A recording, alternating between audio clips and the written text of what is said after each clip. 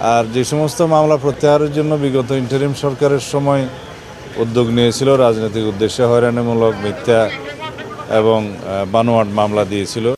কাজ করলেই কিন্তু আপনাকে সমালোচনা হবে। যেদিন থেকে আমি এমপি হয়েছি এটা বুঝেই তো আমি হয়েছি যে আমার যে কোনো কাজের সমালোচনা হবে।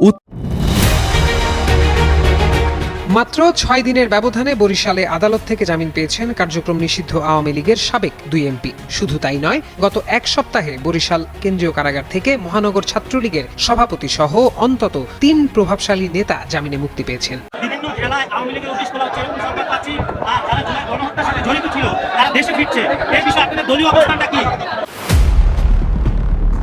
একের পর এক বাংলাদেশ আওয়ামী লীগ এর নেতাকর্মীর জামিনের খবর এখন রাজনৈতিক অঙ্গনে ব্যাপক আলোচনার জন্ম দিয়েছে।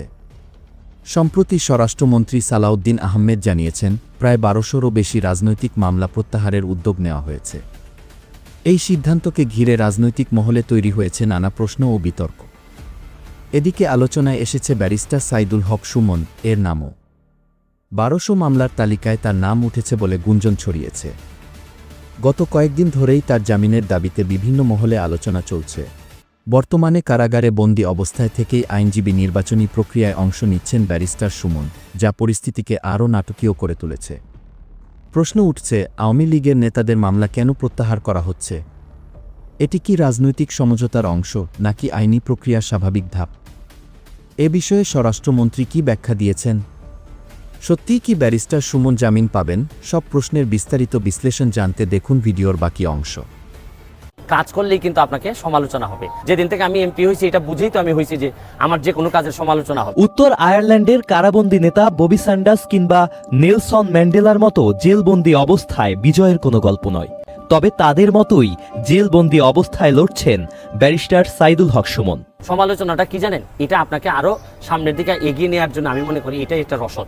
আগামী 11 ও 12 মার্চ বাংলাদেশ সুপ্রিম কোর্ট আইনজীবী সমিতির 2026-27 মেয়াদের নির্বাচনে আওয়ামী সমর্থিত প্যানেল থেকে সম্পাদক পদে প্রার্থী হয়েছেন ব্যারিস্টার সুমন। আমার এলাকায় ব্রিকমিল টিকমিল মিলে পরিবেশে অধিদপ্তর আমাদের পরিবেশটাকে নষ্ট করার জন্য আরো বড় দায়ী। সমর্থকরা মনে করছেন সুশাসন প্রতিষ্ঠা এবং ন্যায় বিচার নিশ্চিতের লক্ষ্যে কারাগারের অন্ধকার প্রকোষ্ঠ থেকেই তিনি আইন অঙ্গনের মর্যাদা রক্ষার লড়াইয়ে নেমেছেন। 2024 সালে বৈষম্য বিরোধী আন্দোলনে একাধিক মামলায় ব্যারিস্টার সুমন বর্তমানে কারাগারে আছেন।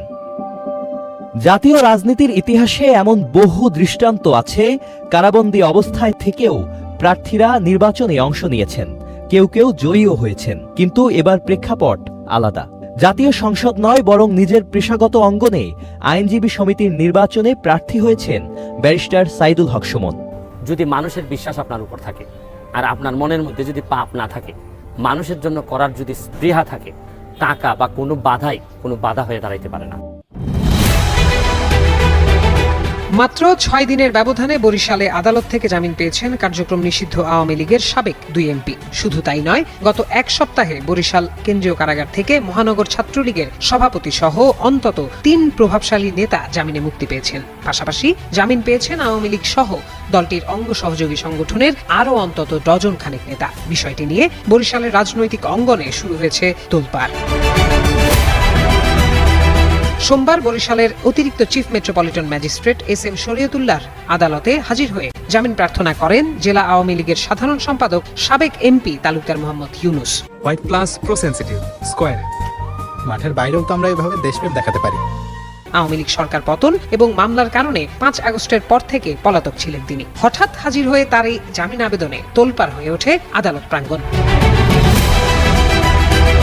মহানগর ও জেলার 2 পাবলিক প্রসিকিউটর সহ জেলা আইনজীবী সমিতির সভাপতি সম্পাদক ছুটে যান আদালতে। মামলায় জামিন অযোগ্য ধারা এবং আবেদনের প্রথম তারিখ হওয়ায় তাকে জামিন না দেওয়ার অনুরোধ করেন তারা। কিন্তু 2 পক্ষের শুনানি শেষে ইউনুসকে জামিন দেন বিচারক।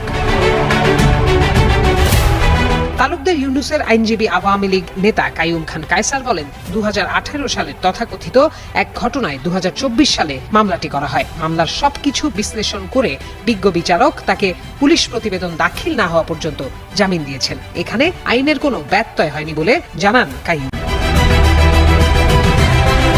এ বিষয়ে বরিশাল জেলা আইনজীবী সমিতির সভাপতি অ্যাডভোকেট সাদিকুর রহমান লিংকন বলেন, তালুকদার ইউনুসের বিরুদ্ধে থাকা মামলায় জামিন অযোগ্য ধারা ছিল।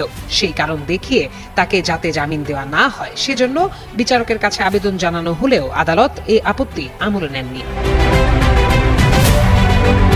বরিশালের metropolitan public prosecutor advocate Nazim Uddin Ahmed Panna বলেন, বিজ্ঞ অতিরিক্ত চিফ মেট্রোপলিটন ম্যাজিস্ট্রেট এমন অনেক লোককে জামিন দিয়েছেন যাদের জামিন মহানগর দায়রা জজ নামঞ্জুর করেছিলেন। উচ্চ আদালতে নামঞ্জুর হওয়া সত্ত্বেও তাদের জামিন দিয়েছেন অতিরিক্ত চিফ মেট্রোপলিটন ম্যাজিস্ট্রেট। উচ্চ আদালতে নামঞ্জুর করা আদেশকে যদি বিজ্ঞ নিম্ন আদালত অগ্রাহ্য করে তাহলে আদালতের শৃঙ্খলা ভেঙে পড়বে বলে মত দেন তিনি। ইউনুসের জামিনের মাত্র 6 দিন আগে আদালত থেকে জামিন পান বরিশাল 5 আসনের সাবেক এমপি আওয়ামী লীগ নেত্রী জেবুন্নেসা আফরোজ। গত 18 ফেব্রুয়ারি একই দিনে তিনি সহ জামিন পান যুবলীগ নেতা মাহমুদুল হক খান মামুন ও বরিশাল মহানগর ছাত্রলীগের সভাপতি জসিমউদ্দিন। আমরা আজকেও 1202টা মামলা প্রত্যাহারের অনুমোদন দিয়েছি, যেগুলো ফেসিবাদের সময়, বিগত ফেসিবাদী সরকারের সময় রাজনৈতিক উদ্দেশ্য প্রণোদিত মামলা ছিল। এগুলো প্রত্যাহারের জন্য আজকে অনুমোদন দেওয়া হয়েছে। এর আগে আমি এখানে আসার পরে 1006টা মনে হয় অনুমোদন দিয়েছিলাম। আর যে সমস্ত মামলা প্রত্যাহারের জন্য বিগত ইন্টারিম সরকারের সময় উদ্যোগ নিয়েছিল, রাজনৈতিক উদ্দেশ্যে হয়রানিমূলক মিথ্যা এবং বানোয়াট মামলা দিয়েছিল, বিগত 17 বছরে রাজনৈতিক কর্মী সহ অন্যান্য সমাজের বিভিন্ন স্তরের মানুষের বিরুদ্ধে, সাংবাদিক সহ, সেই সমস্ত মামলা বিবেচনা করা হয়েছিল মার্ডার কেস বাদে এক্সপ্লোসিভ এবং অস্ত্র মামলা, মাদক, আর একটা যেন নারী শিশু, এই বিষয়ে মামলাগুলো বাদে বাকি মামলাগুলো বিবেচনায় নেওয়া হয়েছিল। কিন্তু আমার বিরুদ্ধে বহু মার্ডার কেস দেওয়া হয়েছে, বিস্ফোরক তো আছেই, অস্ত্র মামলা আছে, রাজনৈতিক উদ্দেশ্যে এরকম মামলা দেওয়া হয়েছে। এগুলো সত্যিকারভাবে যেগুলো রাজনৈতিক উদ্দেশ্যে দেয়া, এগুলো যাচাই বাছাই করে পুনরায় রাজনৈতিক মামলাগুলো প্রত্যাহারের বিষয়ে আমরা আরেকটা উদ্যোগ নিচ্ছি, এবং এটা যাতে কোনো অপব্যবহার না হয় সেজন্য যথেষ্ট সতর্কতা অবলম্বন করার জন্য কি করা যায়, কিভাবে যাচাই বাছাই কমিটি করা যায় সেগুলো চিন্তা করছি। এটা আজকে কালকের মধ্যে সিদ্ধান্ত হবে। এগুলো আলাদা, এগুলো তো বিগত 17 বছরের মামলাগুলোর কথা বললাম। কিন্তু 5 আগস্টের পরে যে সমস্ত মামলায় শয়ে হাজারে হাজারে আসামি করা হয়েছে, এরকম কিছু মামলা আছে। ওখানে হয়রানির উদ্দেশ্যে বিভিন্ন হয়তো শত্রুতামূলক কিছু লোককে আসামি করা হয়েছে বিভিন্নভাবে, কিছু সুবিধাবাদী শ্রেণী, এরকম কিছু আমাদের নজরে এসছে। এগুলো যাচাই বাছাই করে আমরা ফাইন্ড আউট করবো একটা বিহিত ব্যবস্থা। তো প্রিয় দর্শক, ব্যারিস্টার সুমনের জামিনের বিষয়টি নিয়ে আপনাদের কি বক্তব্য? এছাড়াও আজকের এই বিশ্লেষণে আওয়ামী লীগের নেতাকর্মীদের এভাবে জামিন দেওয়ার বিষয়টি নিয়ে আপনাদের মন্তব্য আমাদের এই কমেন্ট বক্সে কমেন্ট করে জানাতে বলবেন না। আর হ্যাঁ, আপনি যদি আমাদের এই চ্যানেলে নতুন দর্শক হয়ে থাকেন তাহলে অবশ্যই চ্যানেলটি সাবস্ক্রাইব করে বেল বাটনটি অন করে রাখবেন। আজকের মতো এখানে বিদায় নিচ্ছি, দেখা হচ্ছে পরবর্তী কোনো একটি ভিডিওতে।